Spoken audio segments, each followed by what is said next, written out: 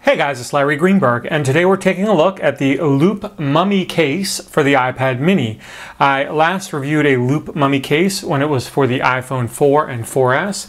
The iPad mini version kind of takes that same design with this silicone strap pattern going crisscross all across the back with your cutout for the Apple logo. So this is a silicone case. Nothing comes in the packaging other than the case itself. It's real easy to put on. It stretches right over your iPad mini like so.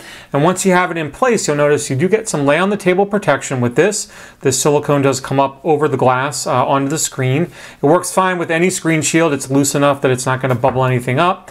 And then, as I mentioned, you have the cutout on the back for your Apple logo, and then all of the other cutouts you might expect from a decent iPad case. You have cutouts on the bottom for the speaker and the lightning port, or speakers I should say. Cutouts on the side there for the mute/orientation switch, one there for the camera on the back.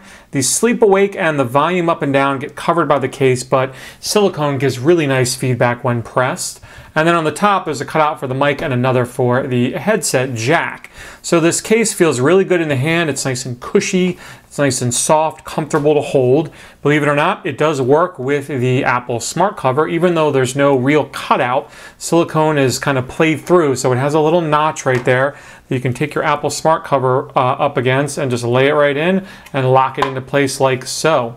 There are magnets in here, obviously, so it will keep the flap closed when you're not using your iPad. And then this case actually has magnets on the back as well, which lock the smart cover in place when not in use, or when in use I should say, so that like if you're reading you can kind of hold it in a comfortable position and this flap doesn't flap around. Now it's not strong enough that like if you go like that it won't stay shut, but it's strong enough that it just keeps it flush up against the back of your iPad. You can still stand up the iPad in the two different orientations that the smart cover allows you to stand up in, which is nice. And yeah, it works great regardless of the fact that it doesn't have a cutout. It has that little notch instead, which I actually prefer. That means if you're not using the smart cover, you're still protected. Some of these iPad smart cover compatible cases look kind of awkward when you're not using the smart cover because they have that big hole right there, but not the case with this one, even though it does work. You can be protected all the time whether you're using the smart cover or not. And there's that other angle, the typing angle. If you want to prop it up like that, it'll work just fine that way as well.